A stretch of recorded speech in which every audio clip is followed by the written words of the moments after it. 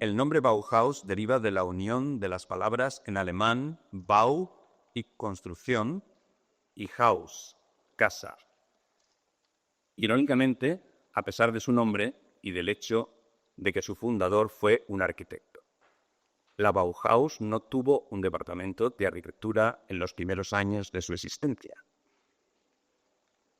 Sus propuestas y declaraciones de inversiones participaban de la idea de una necesaria reforma de las enseñanzas artísticas como base para una consiguiente transformación de la sociedad burguesa de la época, de acuerdo con el pensamiento socialista de su fundador.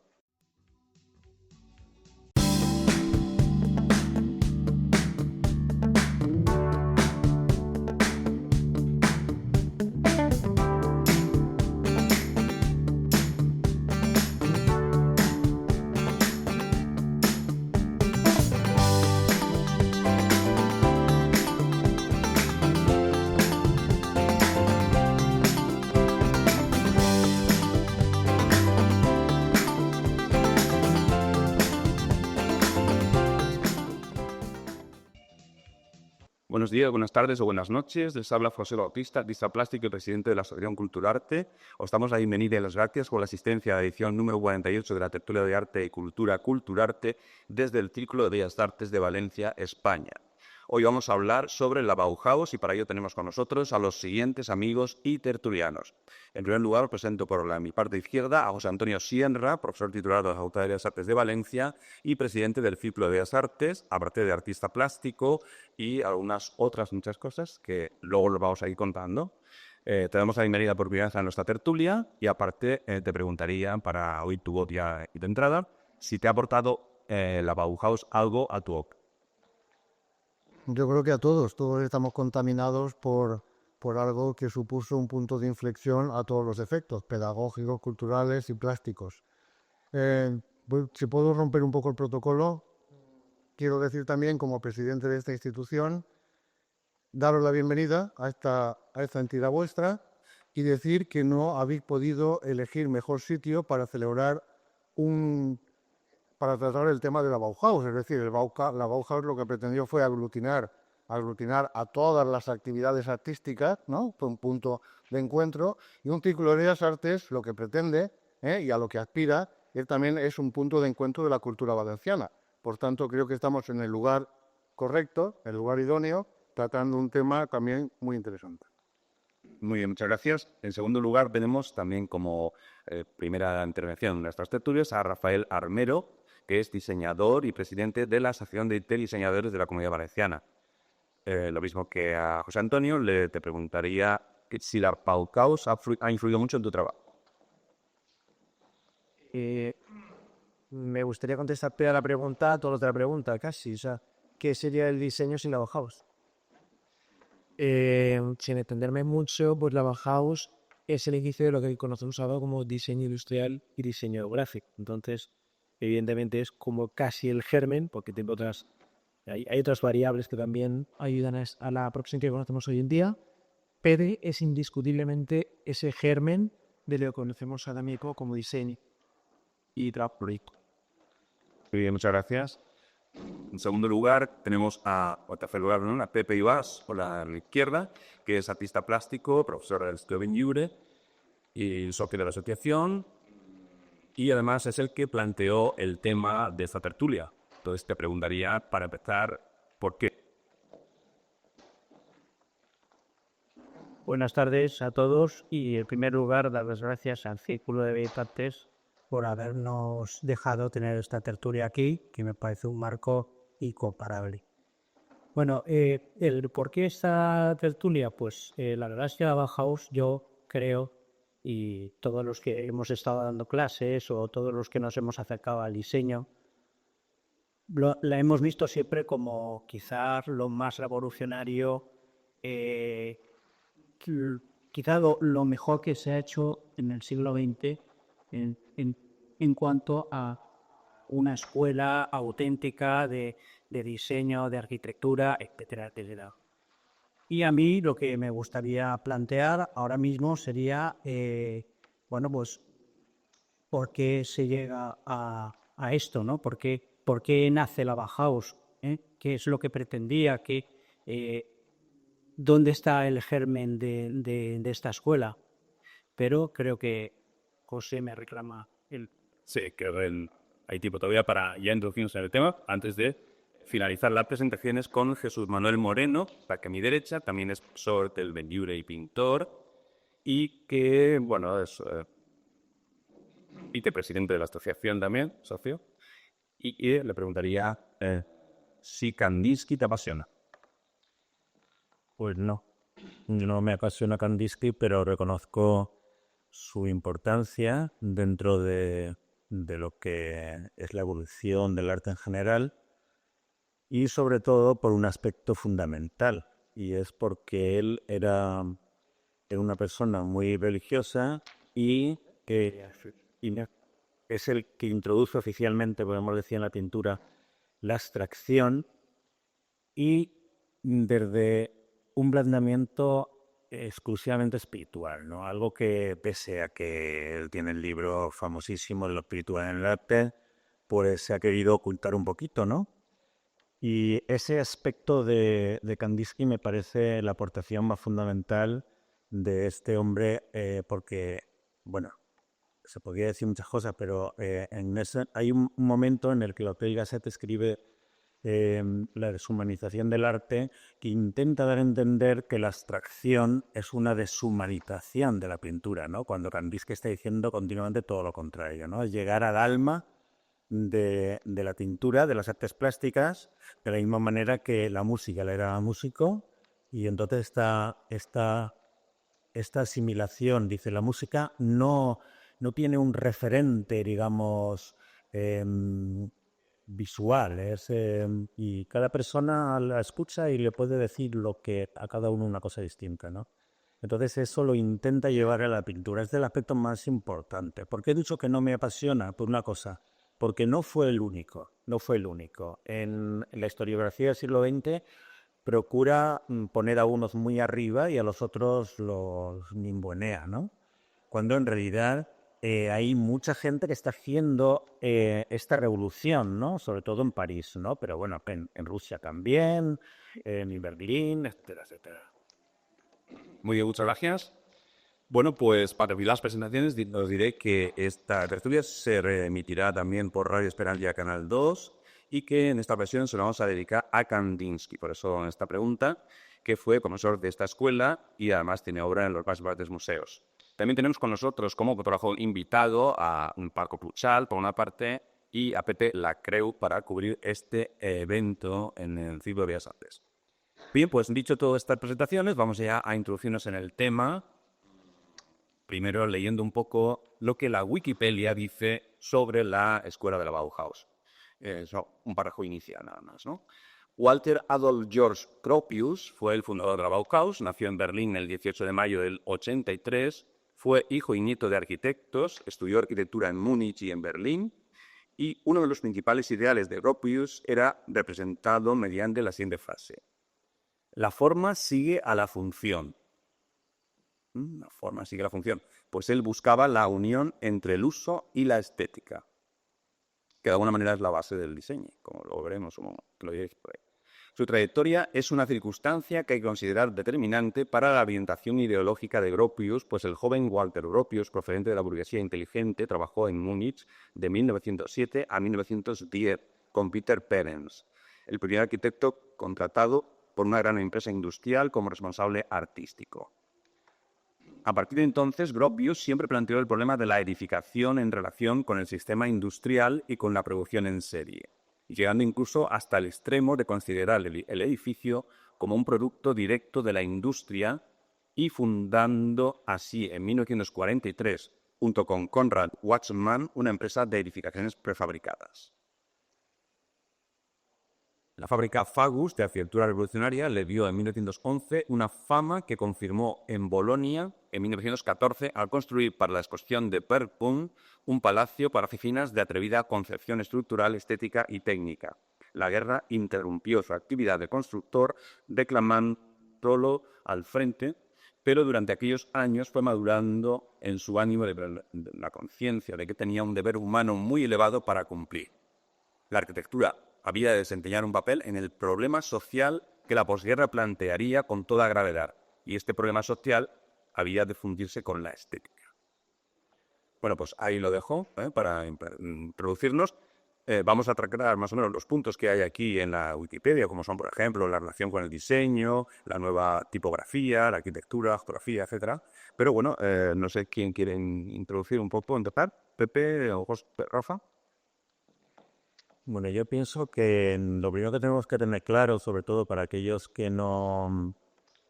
Pocos, pero bueno, algunos, tengo aquí algunos alumnos míos, y hay que introducir un poquito qué es esto de la Bauhaus. Pues estamos en 1919, Gropius, que es el fundador, un arquitecto revolucionario, pues en 1919 acaba la Primera Guerra Mundial. Y entonces ocurre una cosa, y es que los artistas en general se plantean que la guerra ha sido un desastre, cuando en realidad, un poquito antes, toda Europa estaba convencida de que la guerra era una higiene. Y bueno, después de los millones de muertos y demás, pues sobre todo los artistas llegan a esta conclusión, ¿no? Que ha sido un desastre. Y los artistas en general, empezando por Picasso, vuelven la vista atrás y hacen lo que se llamó la vuelta al orden. Es decir, los artistas que habían sido revolucionarios en los años 10 del siglo XX, pues empiezan a retomar la figuración, hacer todos, Juan Gris también lo hace, prácticamente todos los artistas europeos vuelven la mirada a un arte que intente ser como más comprensible, ¿no?, para las masas, porque se daban cuenta que las masas pues ganarían mucho dinero Picasso con el cubismo, pero no llegaba, la gente no entendía aquello, ¿no? Con este contexto aparece esta escuela, y esta escuela hace todo lo contrario. Esta escuela va más allá, va más adelante, y entonces va un poquito en contracorriente de la tendencia del momento. Esto es lo primero que yo me gustaría señalar, y porque efectivamente, como ya se ha apuntado aquí desde el principio, pues es una escuela donde la gente se apuntaba libremente, pagaban la matrícula y tal, venían de todos los países de Europa, la gente, y entonces pues eran gente joven con ganas de conocer cosas nuevas y tal. Gropius recoge dentro de la escuela a los artistas más relevantes del momento, dentro de esa tendencia de ir hacia adelante, ¿no? Ni Kandinsky vuelve la vista al orden ese que decían, porque esta vuelta al orden ocurre en pintura, en escultura, en música, en fin, en arquitectura, en todas las artes, ¿no? Y ellos, pues, como Paul Klee, por ejemplo, o Kandinsky, de que hemos hablado, y todos los demás, Schlemmer, Seininger, Itten, Molinagui, todos estos, pues, Albers, pues han sido los artistas más importantes del siglo XX, que siguieron, digamos, hicieron avanzar la pintura hasta el momento en que llegan los años 50 el expresionismo abstracto. Mantienen de alguna manera la llama de esta avanzadilla en el arte. Y no solo eso, sino que con su pedagogía también muy avanzada consiguen que toda una pléyade de artistas pues se sumen a esta tendencia y el arte en Europa pues adquiera un carácter bastante particular, ¿no?, en este sentido. Eso es lo que yo quería comentar. ¿Otro decíaros del aspecto? Bueno, yo lo plantearía desde otro ángulo. Yo creo que el problema de la Bauhaus, ¿por qué surge la Bauhaus? Es precisamente porque en ese momento la industrialización tiene una fuerza y una potencia brutal. Y entonces los artistas o los diseñadores se dan cuenta de que la máquina no es que se esté quitando el trabajo, sino simplemente que la máquina no tiene alma. Y los artesanos sí que tienen alma. Entonces, el problema reside en que, claro, que las máquinas lo van a hacer todo exactamente igual. El artesano tiene una vida, pone un empeño, es otro mundo totalmente diferente. y es la pelea de un poco del diseñador, del artista contra la máquina. Y es por lo que aparece la Bauhaus.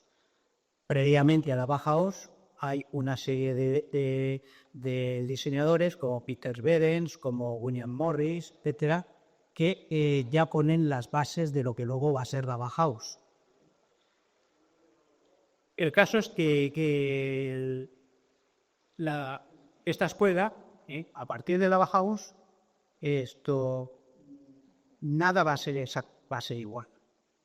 La arquitectura no va a ser igual, el diseño no va a ser igual, la silla donde nos sentamos no va a ser igual ya.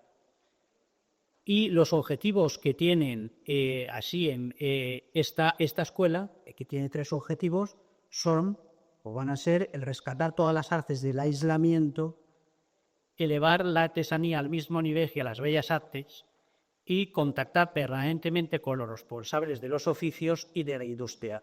O sea que un poco lo que pretendían era la artesanía estaba como no sé, mal vista de alguna forma, y el artista estaba ahí comprado, el artista, etcétera. Y se dan cuenta de que sobre todo el Walter Gropius y todos estos que están en lo que va a llamarse luego la Verbum, se dan cuenta de que tienen que poner a la artesanía al mismo nivel que el arte. Y por eso se crea la Bauhaus, y esa es la idea de la Bauhaus. Hay un diseñador, que se llama Loss, que dice que a más ornamentación de un objeto, más explotación del artesano. Y esa va a ser otra característica importante, que luego vamos a tener a un artista como Kandinsky, que va a reducirlo absolutamente todo a las 3 figuras básicas: círculo, el triángulo y el cuadrado. Es cuando empiezan a aparecer los muros planos. Si ahora vemos cualquier diseño de cualquier arquitectura, nos vamos a encontrar con que los espacios son planos, con que los volúmenes son siempre son exentos, los volúmenes, o sea, el tema de la decoración está fuera totalmente de contexto en este caso.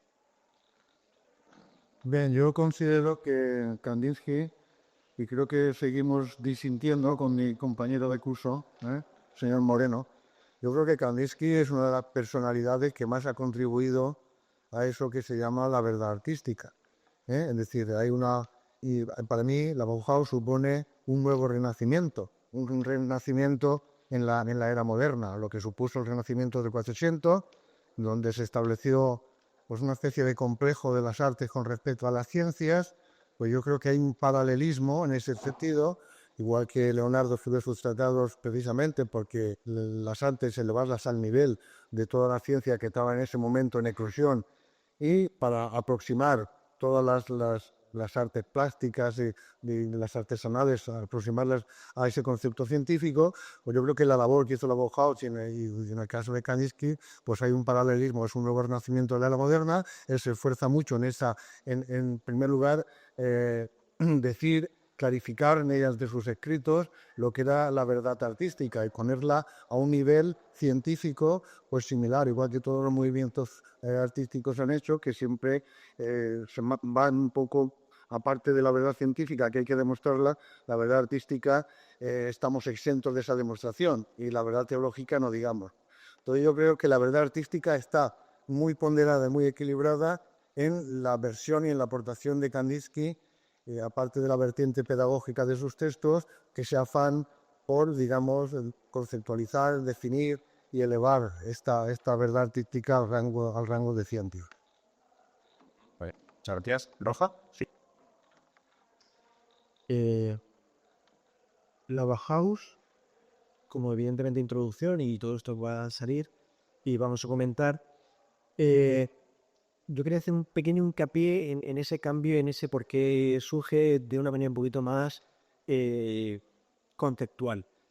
Hay una necesidad de modernidad, hay necesidad de hacer cosas de una manera distinta. no es un momento de anticultura, pero sí que es como es como una ebullición y busca de una funcionalidad. De hecho, en el proceso desde los inicios al final de la Bauhaus, el foco fundamental es la funcionalidad. Y como bien nos han aportado ante nuestro tertuliano, la funcionalidad va a dar forma o dar a paso la forma. Incluso es posible que de esa forma salga una estética. Y da igual, o sea, tiene que perder la vergüenza a esa forma, como estéticamente. Porque realmente está buscando una esencia, algo espiritual. Para mí, la Bauhaus es muy interesante como modelo evolutivo. Sí que es cierto que empieza desde sus inicios en buscar esa espiritualidad, esa búsqueda del artesano, pero evidentemente al final de su época empieza a darle un poquito más la mano a la tecnología para buscar una supervivencia. Y llega un momento en el que le cortan un poco las alas, y perdón que hable así con estos términos, por temas, tendencias políticas, les cortan suministro de financiación y eso hace que se tengan que evolucionar y abrir a otras cosas que inicialmente renegaban, pero es nunca perdiendo su espíritu. Y es algo que yo quiero insistir en esta tertulia. Sí, pero hay que tener claro una cosa, es decir, es que la cosa no fue fácil, porque estamos hablando de grandes artistas haciendo de pedagogos. Entonces la cosa no es sí o no, espiritualidad o cientificismo, sino que se dan dentro de la escuela dos tendencias fundamentales, aunque hay una tercera, y existe mucho conflicto entre ellos, es decir, no llegan enseguida a consensuarse, ¿no? Es decir, es verdad que lo que la Bauhaus hubiese sido una escuela anecdótica, de no ser por lo que decías tú, Rafael, de la apertura a la industria y sobre todo a la serialización de las cosas que se diseñaban, ¿no? Por ejemplo, papeles pintados, casillas, cosas cafeteras, etcétera, ¿no? Y esto hizo que además en Alemania, os podéis imaginar, que Alemania pues, ha sido pues, el embrión de la industria europea. eh, Solo mencionar que las normas DIN son las que se han internacionalizado, ¿vale? Son las alemanas, ¿no? Pues fueron los primeros, ¿no? Que necesitaron una normativa a este respecto. Entonces, dentro de la Bauhaus, pues efectivamente, como decía Rafael, pues había una tendencia espiritual muy fuerte porque eran los pintores con más peso, ¿eh? Pero luego estaban los de una planificación cientifista, algunos de los cuales pues tenían una tendencia más socialista y tal, y entre ellos pues había mucho conflicto, ¿no? A la hora de plantear, sobre todo el curso preliminar, que era el que había antes de empezar propiamente los estudios en la Bauhaus, ¿no? Que era fundamental. Y según la tendencia del pintor pedagogo que lo llevaba, pues se daban unas orientaciones o se daban otras, ¿no? Por ejemplo, Item, que fue el más innovador en este sentido, pues hacía una cosa que no tenía nada que ver ni con la industria ni con la artesanía, era arte puro, ¿no? Entonces, claro, esto a Gropius pues le molestaba, ¿no? Le molestaba que hiciera un curso preliminar en este sentido, ¿no? Y yo cuando leía lo del curso preliminar siempre me ha recordado a nuestro preparatorio en la Escuela de Bellas Artes, ¿no? Teníamos un preparatorio, ¿no? Que era un curso anterior a cuando empezaban propiamente los estudios, ¿no?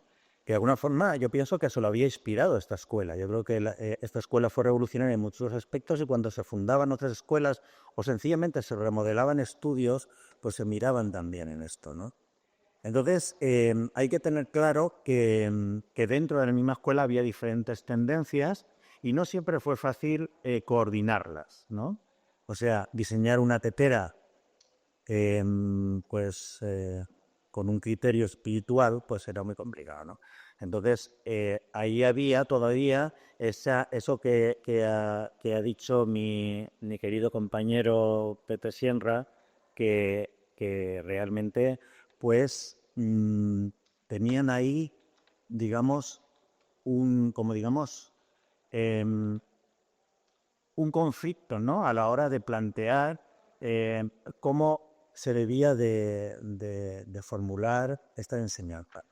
Pero por encima de todo esto, de las cuestiones incluso ideológicas y todo lo demás, en que lo midamos desde nuestra óptica de hoy en día, ¿no?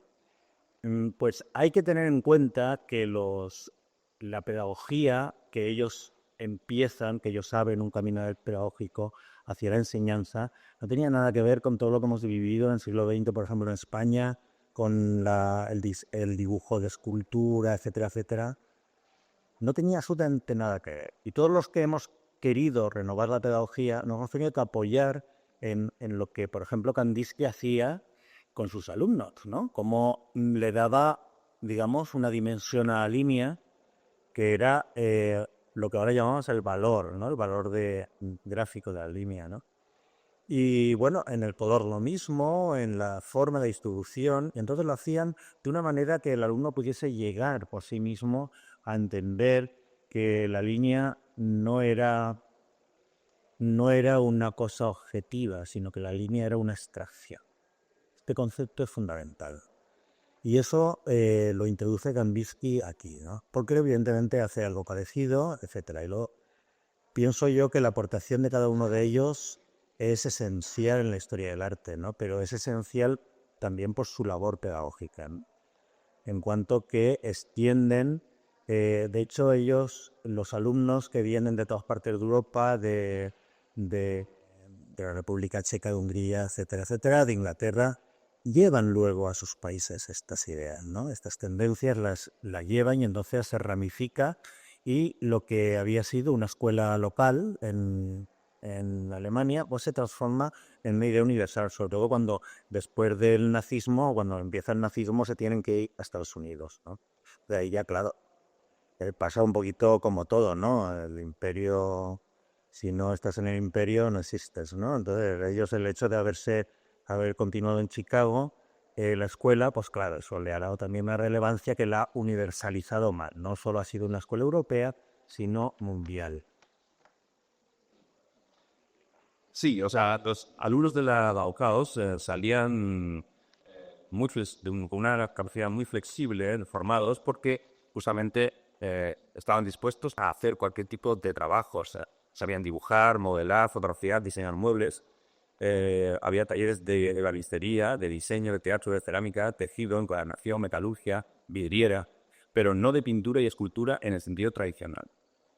El taller de teatro, además, también, dirigido por Oskar Schlemmer, era considerado muy importante dentro del programa de la escuela por su naturaleza de actividad social que combinaba diversos medios de expresión, decorados, vestuario, etc. Forman parte de las prácticas de los alumnos. Fueron famosas las obras de Schlemmer, sobre todo el ballet tirádico, obras tenían en el teatro de Stuttgart. Luego llegó Paul Klee y Kandinsky en el año 20 y en el año 22, respectivamente, y ahí ya se introdujo pues quizás un concepto un poquito más cercano al arte como lo consideramos actual.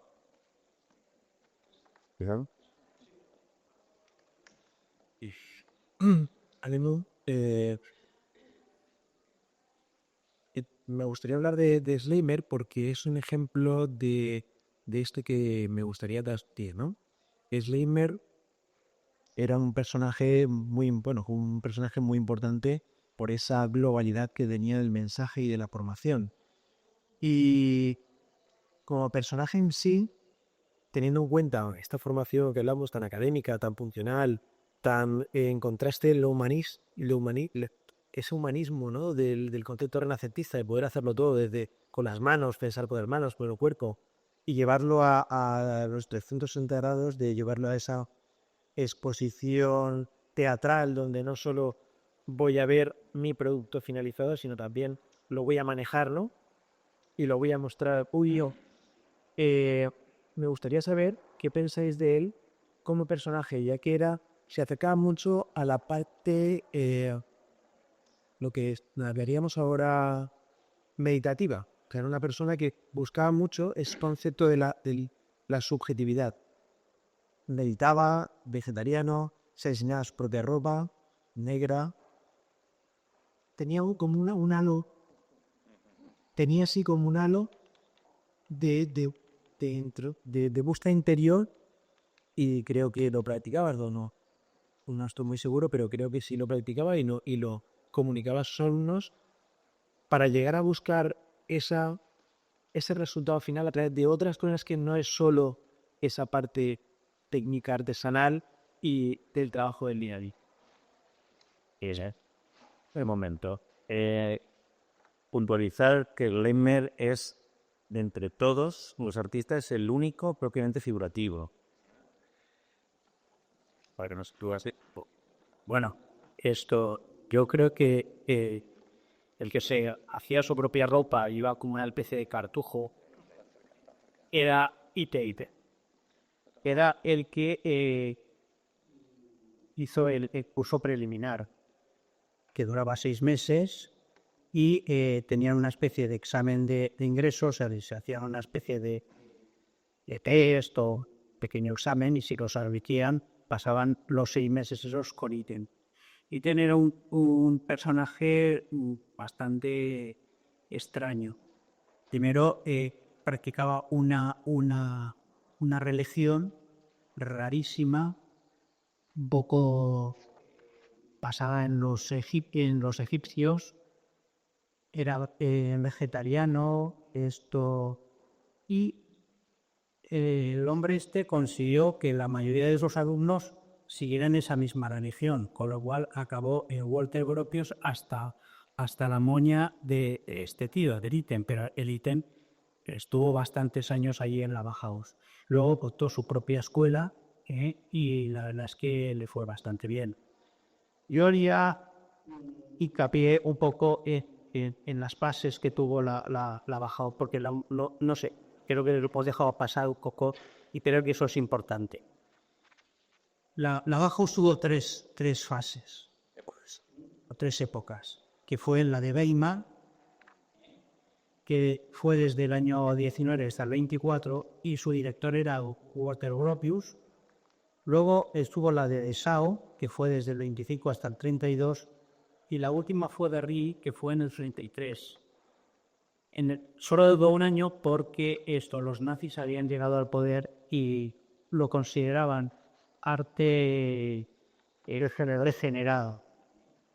Y entonces cerraron la Bauhaus y salieron todos por piernas, sobre todo hacia Estados Unidos. Gracias a eso, como siempre pasa lo mismo, ¿no?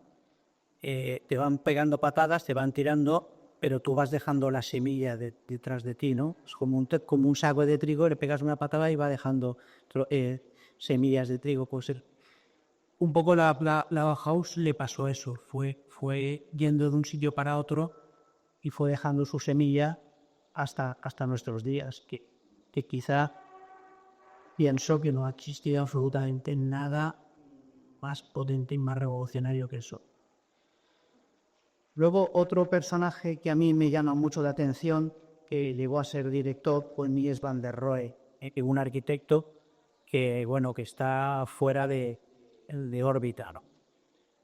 El pabellón alemán de Mies, que está en Barcelona, pues ese pabellón era una obra de arte que la redujeron a la nada, que quedó solamente una columna y que luego la han reconstruido. Otro personaje que a mí me parece bastante interesante fue Millet, que fue director durante los años del 28 a 30. Este era un comunista recalcitrante y tuvo muchas broncas, porque claro, llegó a politizar bastante la Bauhaus, cosa que no se pretendía, sobre todo porque ya se veía venir lo del nazismo.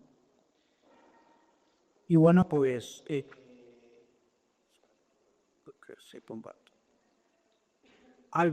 Joseph Albers, que también es otro personaje interesante, pintor, y nada. Docente de arte. Pintor y docente de arte. Bueno, pues siguiendo con esta playa de pinos, porque no se puede de otra manera.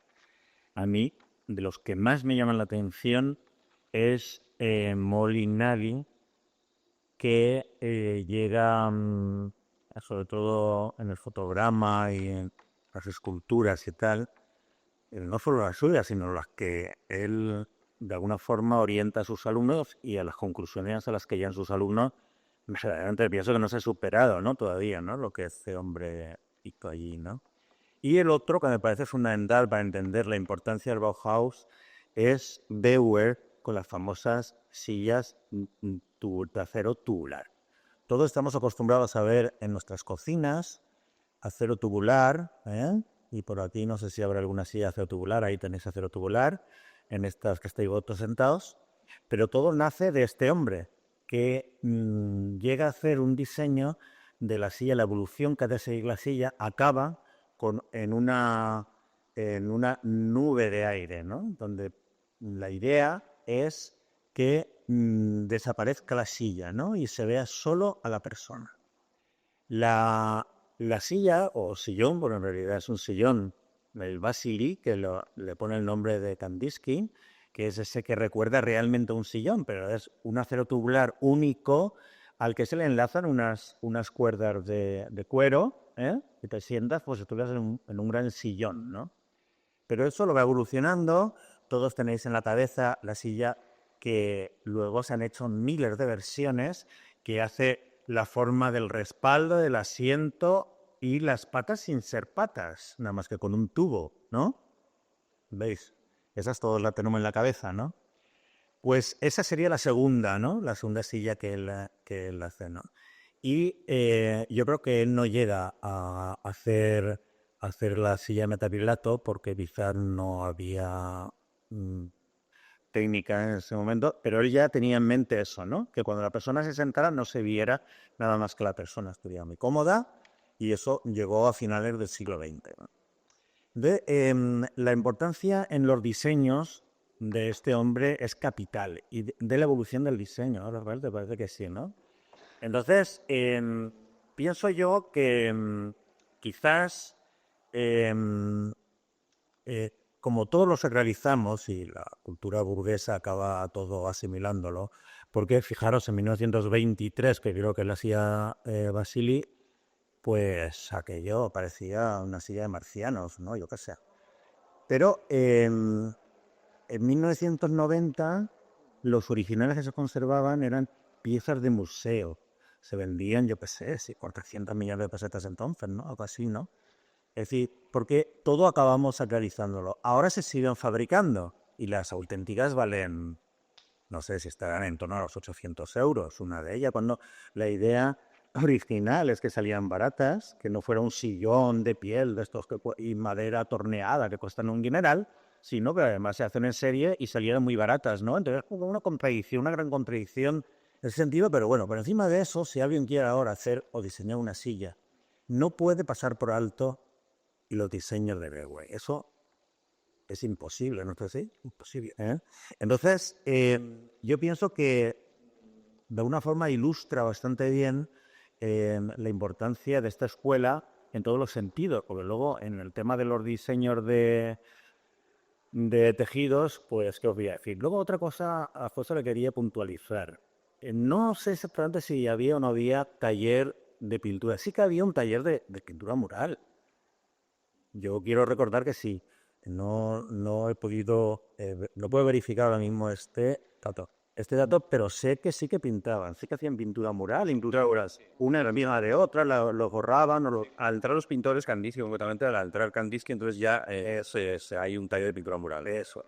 Sí que hay un taller de pintura mural, pero es que en base a todos los diseños y en base a todo lo que se hacía, había previamente todo un estudio artístico increíble, ¿no? Es decir, nada se hacía si no había una planificación, si no había primero un boceto, luego se pasaba a dibujo científico, etcétera, ¿no? Y todo eso era la base de toda una pedagogía para poder llegar y decirle al señor que le iba a fabricar: esto tiene que ser así, pero no de una forma aproximativa, sino exacta y clavada como ahora ya se sabe hacer.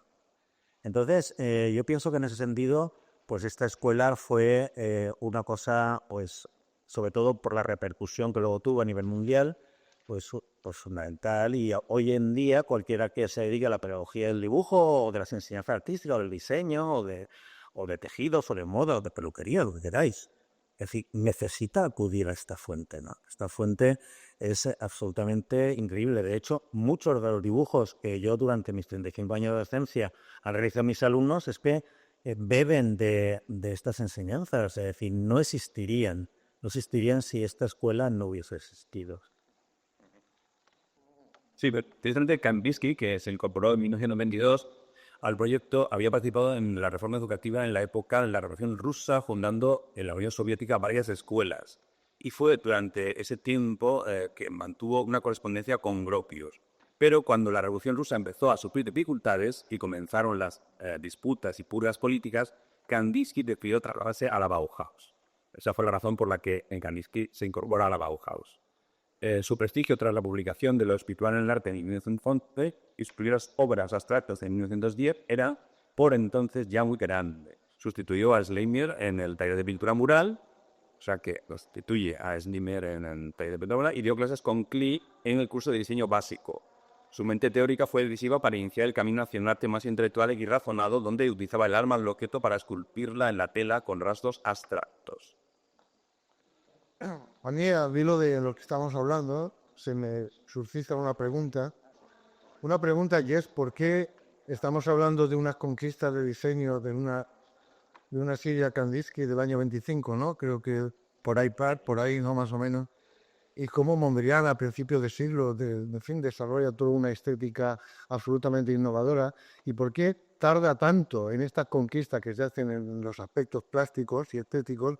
¿Por qué tarda tanto tiempo en, de alguna manera, incorporarse a la cultura general del pueblo? Es decir, ¿por qué hay tanta distancia? ¿Por qué nos cuesta tanto? Yo estoy emitiendo aquí desde, claro, el presidente del Círculo de Bellas Artes y yo tengo que ver este punto de vista desde precisamente el espectro tan pequeño que abarcamos a nivel cultural dentro de lo que es la sociedad, ¿no? Y esa es mi pregunta, que todo se incorpora a aspectos muy funcionales, muy de moda, pero el ser humano tarda mucho en modificar su escala de valores estética, su criterio. Creo que biológicamente no estamos preparados, somos muy tradicionales o los que nos dedicamos a la enseñanza lo hacemos bastante mal o tenemos poco público. Sí, precisamente, o sea, estoy leyendo la Bauhaus y ellos también tenían el mismo problema. O sea, no pensemos que los Bauhaus estaban allí, toda la sociedad estaban con ellos y era todo maravilloso y todos eran artistas. No, para nada. O sea, ellos estaban en un gueto, como ahora, como todos los artistas que estamos aquí en Valencia en estos momentos, y precisamente tenían problemas con la población, de manera que hacían unas fiestas, que luego hablaremos si acaso, para casi al final, para justamente establecer ahí una especie de suavizar esas relaciones entre los artistas y la población que no los entendía suficientemente. Bueno, con respecto a lo de las fiestas, a mí lo que me llama la atención es que bueno, que no estaban subvencionados. O sea, que para conseguir las subvenciones necesarias, el Walter Gropius tenía que dar muchas patadas. Y cuando no era Gropius era el Meyer y si no, Mies van der Rohe. O sea, que lo pasaron francamente mal y pasaron temporadas sin tener absolutamente nada. A mí me gustaría contar una anécdota un poco para que se vea la genialidad de esta gente, ¿no? No sé si fue Muche o bueno, uno de los profesores de la Bauhaus cuenta a uno de sus alumnos que dice que un día entró el profesor cargado con periódicos, llevaba pues lo que sé, un montón de periódicos.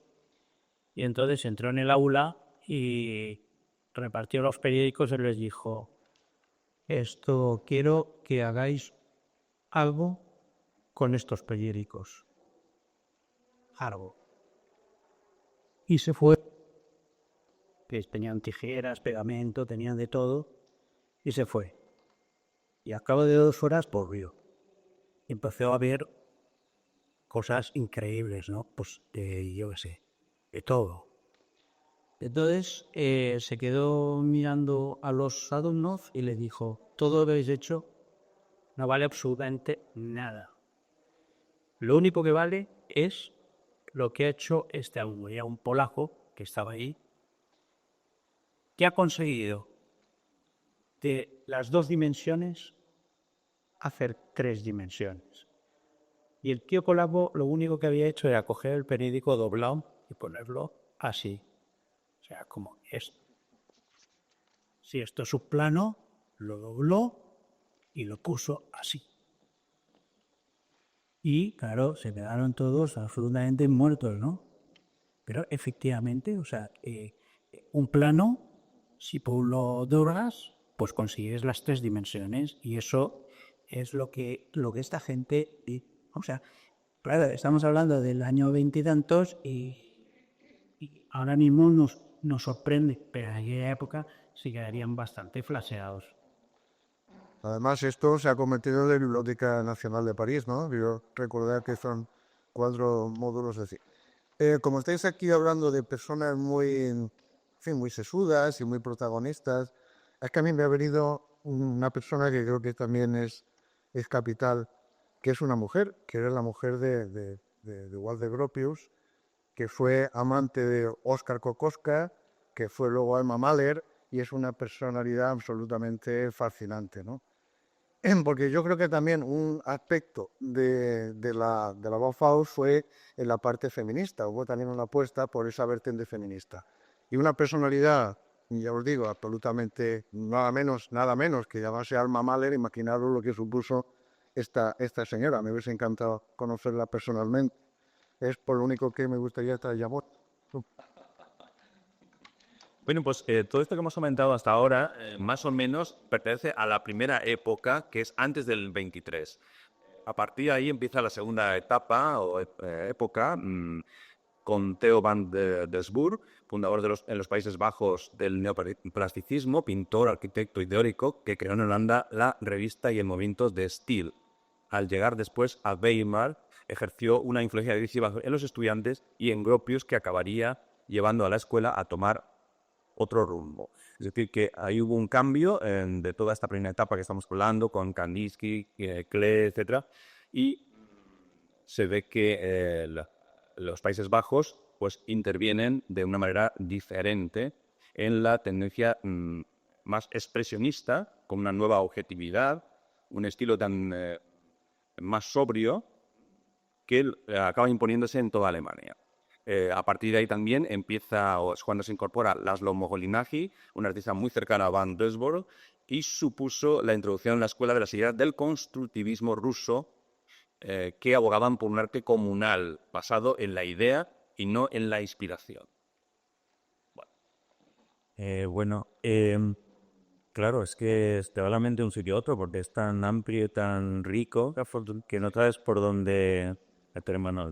Pero de las cosas que se han dicho sobre Gropius, a mí me resulta fascinante la correspondencia de este hombre con Tomás Maldonado, que es otro arquitecto que tiene publicados varios títulos, uno del momento, que habla mucho precisamente de esto del protofuncionalismo, es decir, la idea de que un objeto es bello si cumple su función.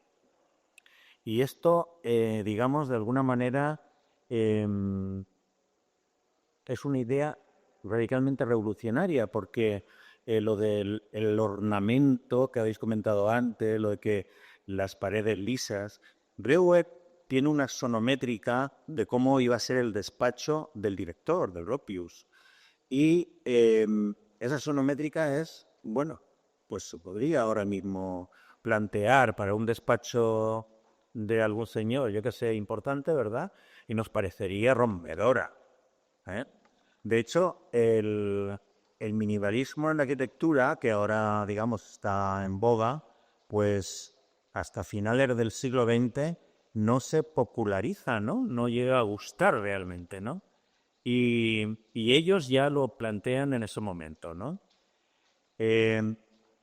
Yo creo que la idea de que un objeto es bello cumple la función, no necesita ningún ornamento y que ahora lo podemos ver porque los diseños recientes pues son así, ¿no? Están basados en ese concepto, ¿no?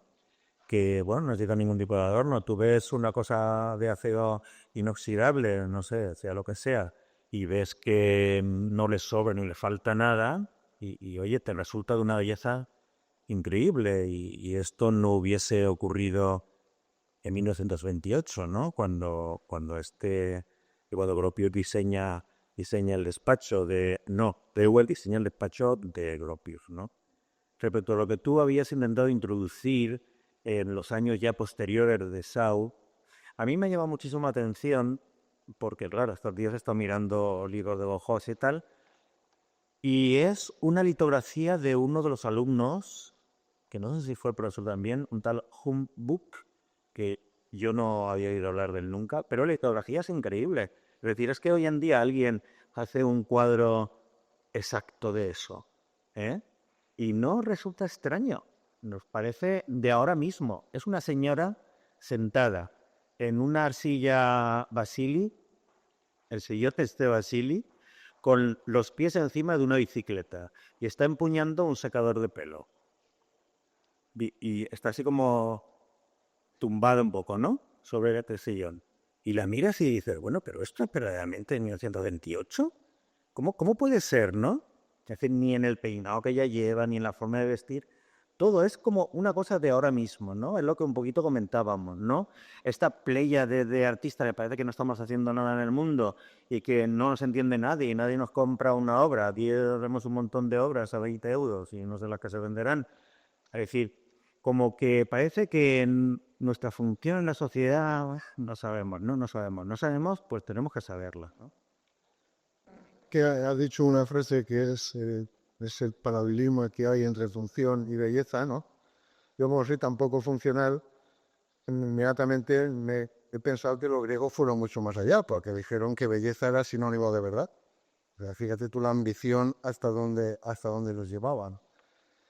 Y bueno, ¿por dónde van los derroteros? Aquí estamos llegando a un momento en el que hay que ver pues, el uso de la razón y el uso de la emoción, cómo se concilian en una fase de creación, por ejemplo, tomando una u otra, ¿no? Y eso sí que es un debate. Yo, de luego, soy partidario de que la razón es lo último que hay que aplicar a la hora de crear, ¿eh? Quería hacer un apunte. A mí me apasiona por un lado y por otra parte me preocupa, ¿no? Me apasiona la Bauhaus y realmente el talento que había, y estoy contigo en el que llegó un momento en el que nadie entendía nada. O sea, sí, ellos me entendían todo y nos estamos entendiendo ahora, o hace poco, ¿no? Cuando se empezó a valorar. Es más, yo pongo ahora mismo tengo la certeza, que es la parte que me preocupa, es que si algún diseñador hace algo de esa manera ahora, sigo pensando que en nuestra evolución, que parece que estamos ahí, no se entenderían tampoco, ¿eh? Y tengo casos cercanos de compañeros que pueden hacer algo que no están a ese nivel que se hacía en el Bauhaus, y no se entiende o no se valora. No se entiende o no se valora significa que a lo mejor no entra en el mercado. Y sin embargo, en esta evolución que os comento, a nivel de diseño, por lo que decías de todo, la sillería, solo ciertas marcas lo único que hacen es copiar y hacer imitaciones de aquellas, pero además imitaciones legales.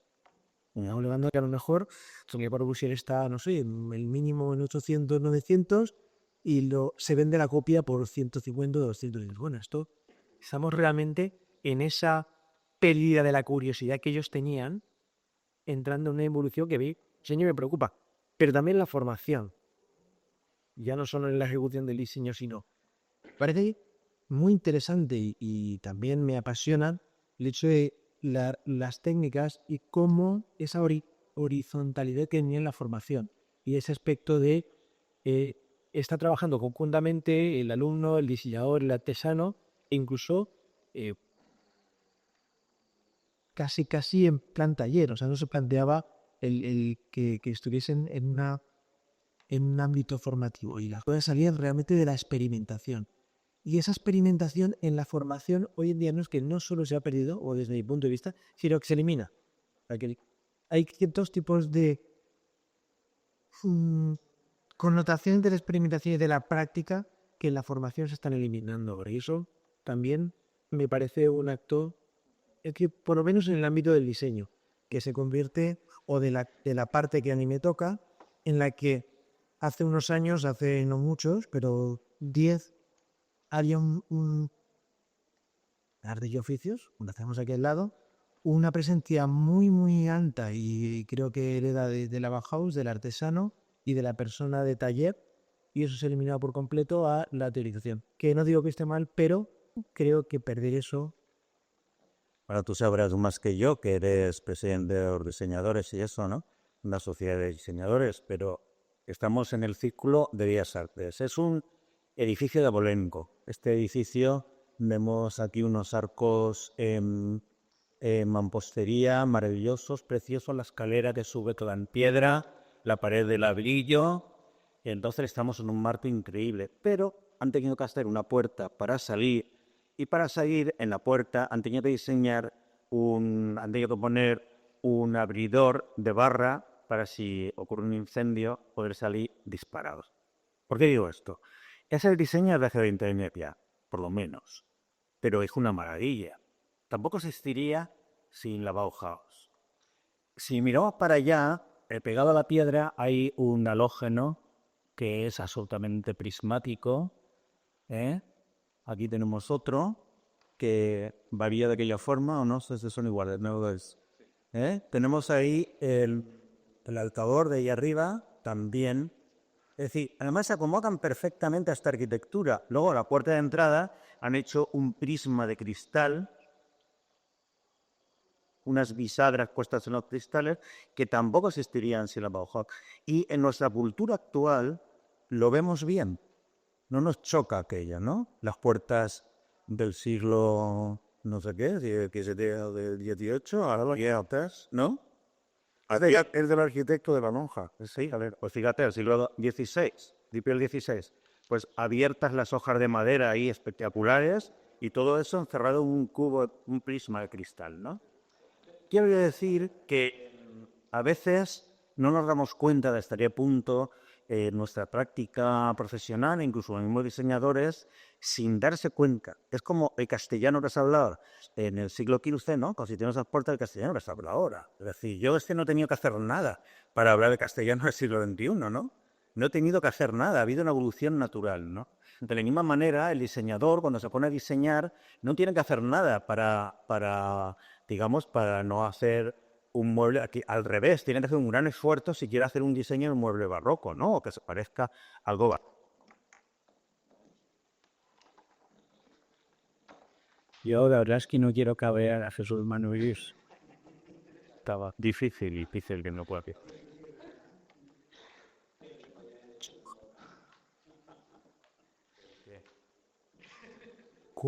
¿Qué otro y lo otro? Así, ¿no? Pero tú hubieras visto mejor un halógeno, en lugar de un halógeno, una lámpara de 5 Prats ahí. No, me refiero a otras cosas, o sea. Es lo que yo he citado. Es decir, por ejemplo, ese para abrir, ese tirador para abrir, ¿cómo lo hubieses hecho? Con un browse así, digamos. Que no tenía que haber puerta ahí, hombre. Tiene que haber, porque el fuego si no se expande. Bueno, vamos a lo nuestro. No lo provoquemos, no. Eso. Yo quiero, no sé, desviar un poquito el tema y ir quizá a una de las cosas que la Bauhaus hicieron y que fue, sobre todo, el Kandinsky y Klee, sobre todo, o Klee, mejor dicho, que fue una sintaxis de la imagen. O sea, lo que ha apuntado yo antes al principio sobre el tema de la artesanía, ¿no? La artesanía, ¿qué se diferencia del arte? Pues la artesanía se diferencia del arte en que tú pones 4 patas, una cosa arriba y haces una silla. Y en el arte, pues tú te pones a pintar un cuadro y unas veces gana el cuadro y otras veces ganas tú. O sea, no sabes lo que va a pasar ahí, porque el tema de la creación es muy complicado. Entonces, ¿qué pasa? Pues que esta gente quiere precisamente ponerle patas a eso que se llama arte, quiere ponerle patas y desarrolla una sintaxis. En la misma manera que hay una sintaxis del vocabulario, del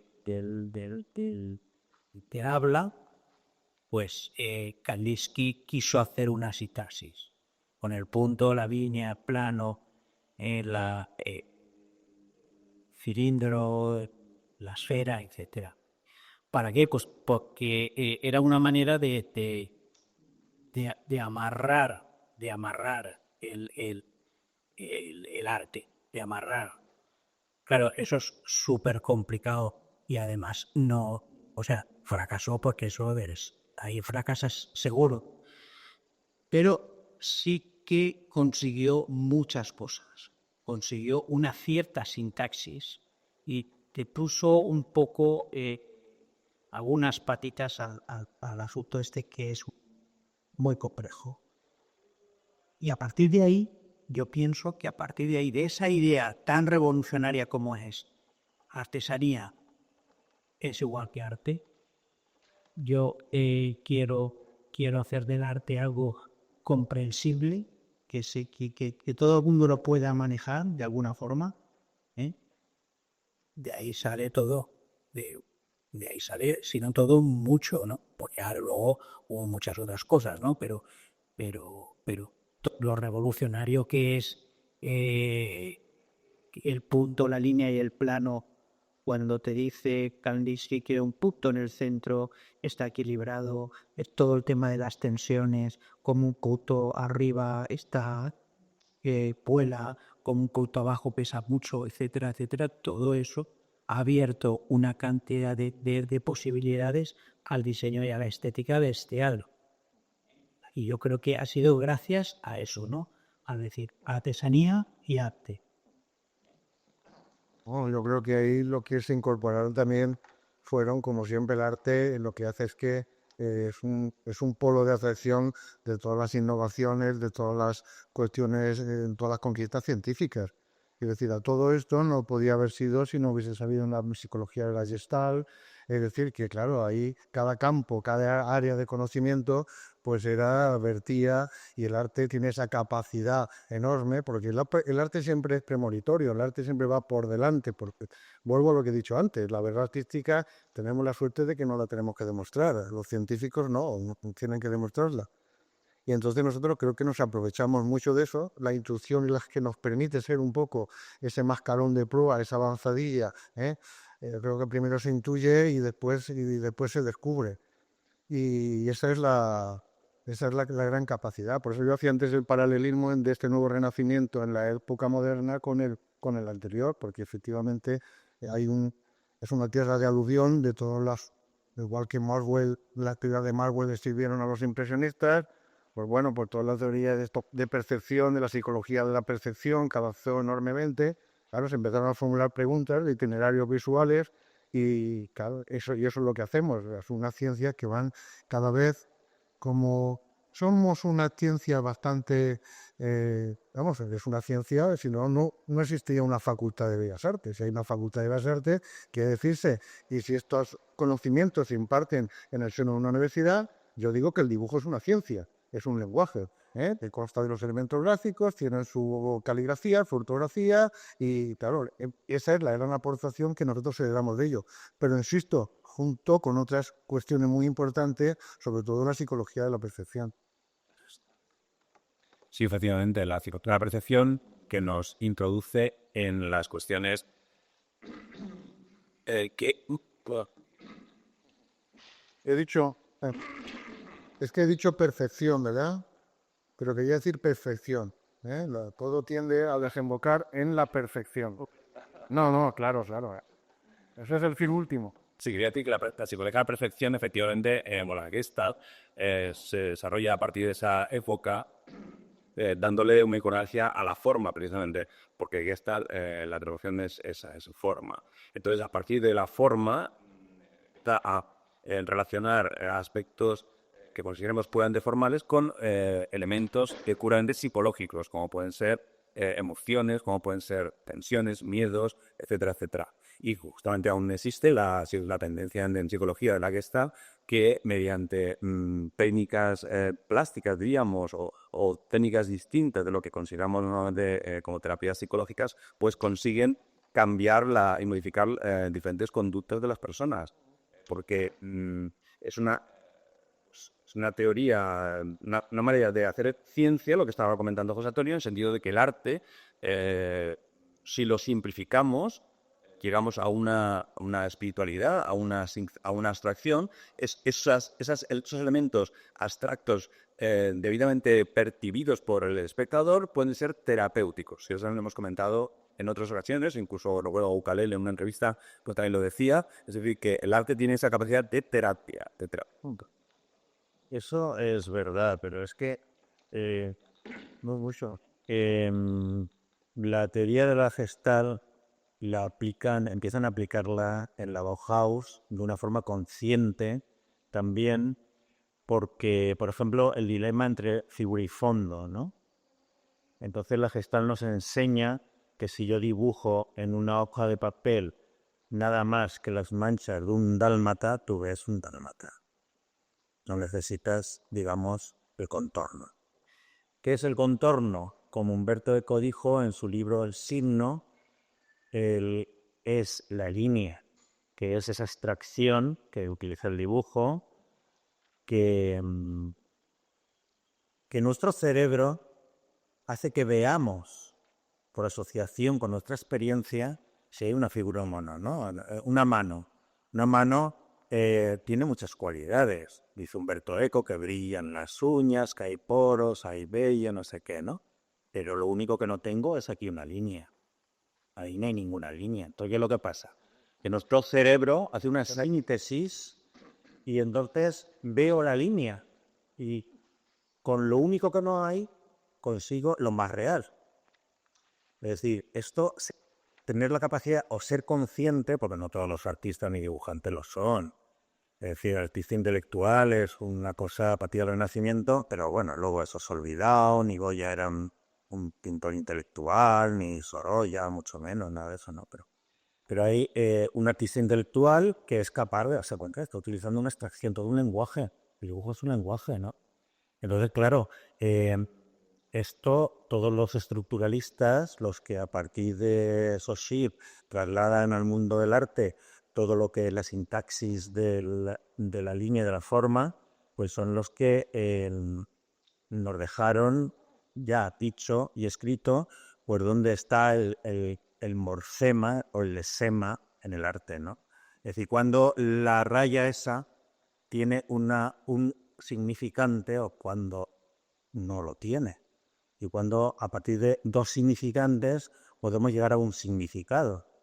Y cuando a partir de un signo, que puede ser un signo icónico, hombre, ¿no? Por ejemplo, en los servicios, ¿no? Tenemos un signo icónico de hombre, signo icónico de mujer.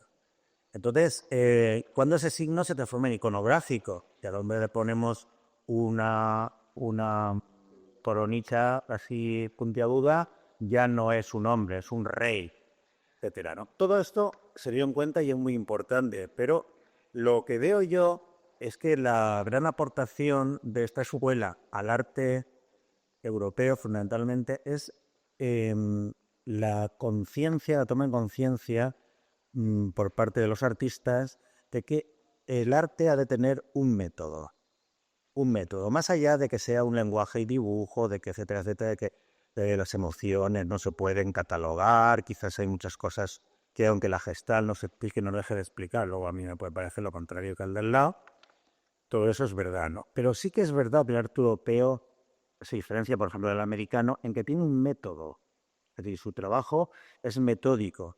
Por eso el expresionismo que se hace en los años 50 en Europa no tiene nada que ver con el expresionismo americano de la Escuela de Nueva York y todo lo que ha seguido. Es decir, ellos son todavía más impulsivos, más así, pero aquí en Europa todo pasa por un método. Cuando ves la obra de un artista, por muy expresionista que sea, pues la relacionas, ¿no? Hay todo un método en su trabajo, una metodología que lo hace llegar a conclusiones que luego identificas, ¿eh? Yo pienso que este es un aspecto muy importante en la aportación de esta escuela a lo que ahora se está viviendo. Otra vez vanguardia. Una escuela que se dedica a plantear algo que estamos ahora trabajando en la subjetividad, como decíamos al principio. la subjetividad, no solo en el arte, sino también en el diseño. Y experimentan, como bien hemos comentado, experimentan qué pasa desde el punto de vista de ese sujeto, cómo interpreta el color, cómo interpreta esa tipografía, el tema del gráfico, que luego hablamos de él, cómo se interpreta el volumen y cómo se interpreta todo. Y empiezan a experimentarlo. De hecho, creo que es cuando empiezan las experimentaciones de color, ¿no? Empiezan a decir, bueno, pues esas percepciones, teoría del apagón, ¿verdad? Empiezan a decir, bueno, si se utiliza esta Figura, los colores. figura, calder. Pues fijaros, otra vez insisto en concepto de vanguardia y cómo puede ser que esa vanguardia desde ese punto de vista no se trabaje o no se haya evolucionado más rápidamente hasta ahora. Albers tiene un libro que es básico para cualquier pedagogo o para cualquier diseñador, incluso para cualquier pintor, que es la interacción del color. Está editado en la editorial Gustavo Chili, en español, y en la portada tiene está partido por la mitad, vertical, tiene dos fondos distintos, y hay dos cuadraditos, que tú miras la portada y ves un cuadradito verde y otro marrón. Uno es daltónico ni red. Y entonces él te dice que hagas un recuadro con un folio, pongas y dibujes los dos cuadraditos, lo cortas con un cúter y pongas el folio encima. Y son iguales, son idénticos. Los cuadrados están pintados del mismo color. Que lo que pasa es que al quitar el folio, el fondo interacciona de tal manera con el cuadrado que se ven distintos, pero tan distintos como os estoy contando, verde y marrón. Entonces, todo el libro, que no es muy grande, es una cosa pequeña, pero muy densa, ¿no? Habla precisamente de su propio trabajo experimentando con el color, cómo consigue cómo se da cuenta de que el color interacciona. Esto es muy importante porque ahora, por ejemplo, los comisarios de exposiciones les gusta poner una pared en rojo granate y hay unos cuadros encima del siglo XVII. Yo me aterro, ¿no? Y luego pasas a la sala de enfrente y es de verde esmeralda. Y yo digo, yo no veo el cuadro. Yo no sé cómo es este cuadro ni qué color tiene. No me puedo hacer una idea. Me cuesta mucho trabajo, ¿no? Pues soy consciente que ese color del fondo me está interrelacionando y hace que yo no vea las carnaciones como el pintor las hizo. Para una exposición de cuadros, como los que yo he visto en Valencia en los 2 o 3 últimos años, por ejemplo, en el Museo de Bellas Artes, de aquí, ¿no? Es decir, el fondo debe ser lo más neutro posible. No digo que debe ser blanco, puede ser un blanco roto, un gris, un ocre suave, que sea. Pero lo que no puede ser es un color chillón. Porque entonces todas las salas de secuencias te meten el cuadro y no hay forma de saber aquel cuadro cómo es. Eso ya lo empezaron a hacer, lo primero que lo empezaron a hacer fueron los varones en el Museo de Quín en Madrid y que estamos pagando nosotros y que, no sé cuándo sube yo ahora, en otro sitio, y que pintaron las paredes, por lo visto por la opinión de los señores varones, pues así, en rojo chillón y en rojo, creo que todavía está, ¿no? Como vuestras sillas, así, o color así, ¿no? ¿O no? Yo sé que a lo mejor los comisarios de estas exposiciones muchas veces te quieren trasladar también una información acerca del contexto histórico en el que estaban esas obras. Claro, es decir, estaban en un ambiente versallesco, claro. En el Prat hice una vez una exposición que colocaron las obras como estaban originalmente. ¿Recuerdas? Claro, entonces muchas veces la intención, digo yo estoy intentando, yo no soy comisario, no he comisariado nada, pero estoy buscando una explicación. Y yo creo que posiblemente ese elemento cromático responda a una intención contextual. De hecho, en el caso de las meninas, cuando las pintó Velázquez, que estaban en el Alcázar de los Austrias, bueno, sí, que se hizo una recreación bastante fidedigna de cómo debía estar el cuadro, el del Prado, y efectivamente puede estar sin iluminar casi, o sea, con una ventana, que tuviera un foco de luz, que era una ventana o algo así, y la verdad es que impresionaba bastante. En la primera ubicación tuvo, sí, efectivamente, sí. Sí, bueno, para ilusiones. Pero eso que tiene que ver con lo que yo he dicho. Si yo me parece que las meninas, cuando yo las vi con 14 años por primera vez, era impresionante ver el cuadro metido en un cubo con una iluminación lateral, como se pasaba por las ventanas. Y me acuerdo perfectamente, que tenía 14 años y tengo 58. Y el señor calvo que había delante de mí mirándolas, que parecía que estaba metido en el cuadro. Sí, eso me parece genial. Pero yo no creo que hubiera ningún palacio en color burdeos, francamente, con paredes color burdeos, y en el siglo XVII ni el XVIII ni nada de eso. No había nadie. Yo pienso además que los palacios versallescos eran todos blancos, con puertas lacadas en blanco, etcétera. O sea, que pienso que es otra cuestión. Yo pienso que no es una cuestión más de moda a ese respecto, ¿no? Lo decía porque Albers hace una contribución fundamental. Ojo a qué pones al lado del cuadro. ¿Qué cosa pones al lado del cuadro, no? Y tú cuando pintes, date cuenta que el verde vejiga no te va a funcionar igual sobre un fondo amarillo sobre un fondo azul. Es decir, esa es la lección fundamental de Albers, ¿no? Que pienso que no puedes... Es decir, no puedes decir que no, ¿no? Yo, por ejemplo, no utilizo el carmín, ¿no? Normalmente. No hago ningún, digamos, no hago ninguna cosa así de decir, no, es que no se puede utilizar el carmín. No, sí, tengo que utilizarlo, lo utilizo. Pero yo consigo tonos carmín por interacción del color, ¿no? Es decir, porque te das cuenta que... Y un violeta, yo nunca utilizo los violetas, ¿no? Y entonces, con un azul ultramar, si tú le pones alrededor tonos tierras, consigues unos violetas preciosos, ¿no? Porque te llegan al ojo como violetas, ¿no? Y cuanto más estrecha sea la línea del azul, más violeta, más vibra, ¿no? Porque hay una interacción en el color, sobre todo a partir de los máximos contrastes, ¿no?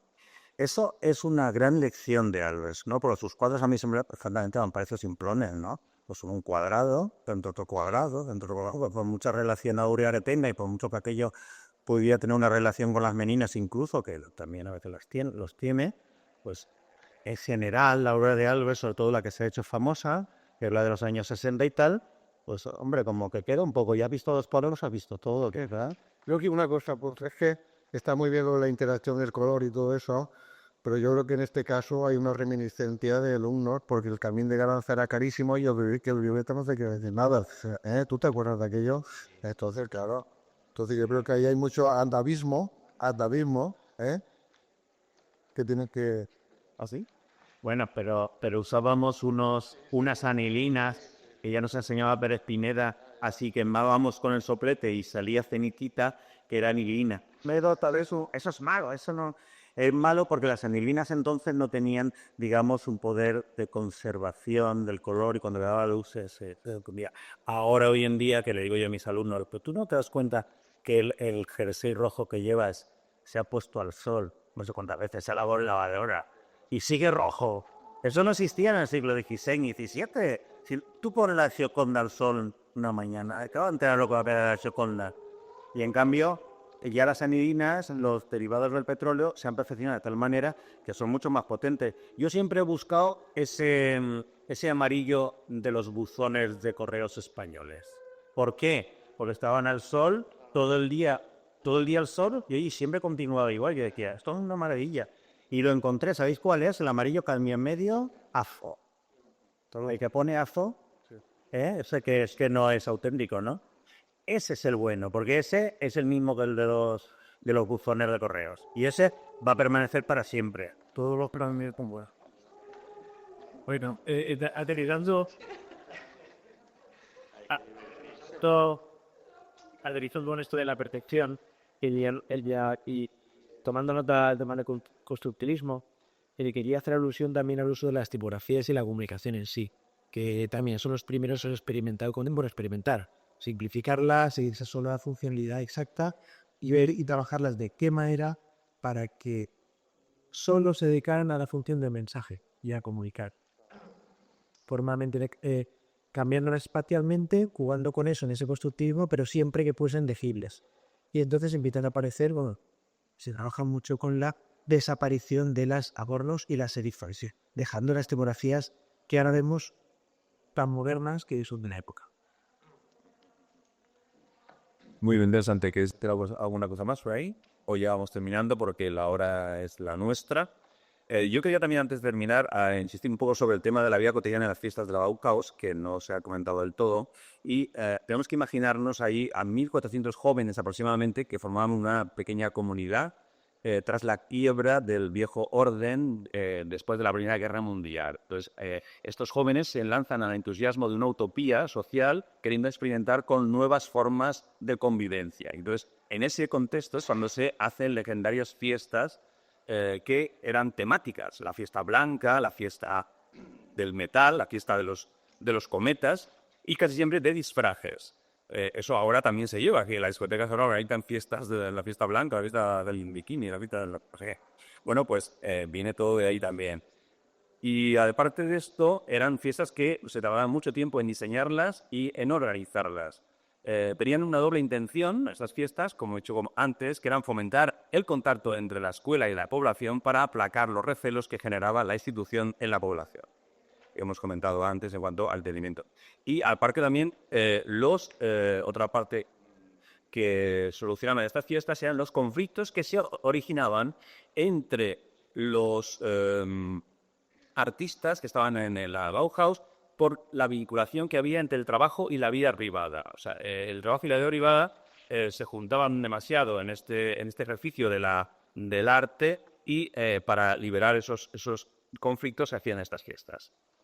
Bueno, pues si no queremos decir nada más sobre la Bauhaus, vamos a pasar ya directamente al tema de recomendar eventos para la próxima semana o para cuando sea. Empezamos por Pepi Bars.